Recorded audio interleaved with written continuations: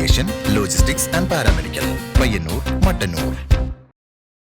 Pre primary വിദ്യാലയങ്ങളെ മനോഹരവും ആകർഷകവുമാക്കുന്ന വർണ്ണക്കൂടാരം പദ്ധതിയുടെ ഭാഗമായി GUPS ഒളവറ സങ്കേതയിൽ പ്രീ പ്രൈമറി കുട്ടികളുടെ വിവിധ ശേഷി വികാസങ്ങൾക്കനുസൃതമായ പഠനോപകരണങ്ങൾ തയ്യാറാക്കുന്നതിനുള്ള ശില്പശാലയ്ക്ക് തുടക്കമായി.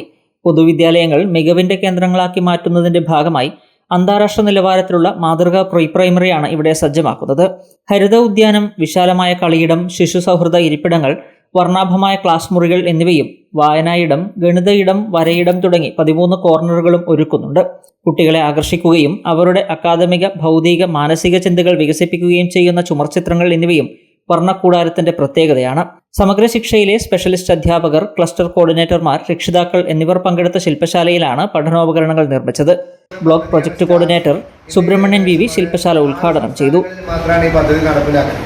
അതിന്റെ ഭാഗമായിട്ടാണ് ഇങ്ങനെ ഈ പ്രീ സ്കൂളിലെ കുട്ടികൾക്ക് വേണ്ടിയിട്ട് വർണ്ണക്കൂടാരം എന്നുള്ള വൈവിധ്യമാർന്ന ഒരു പദ്ധതി മറ്റ് സംസ്ഥാനങ്ങളിലൊന്നുമില്ല.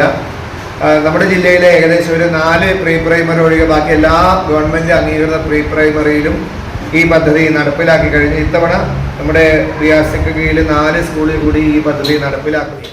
പ്രധാനാധ്യാപകൻ ജയരാജൻ KV അധ്യക്ഷനായി.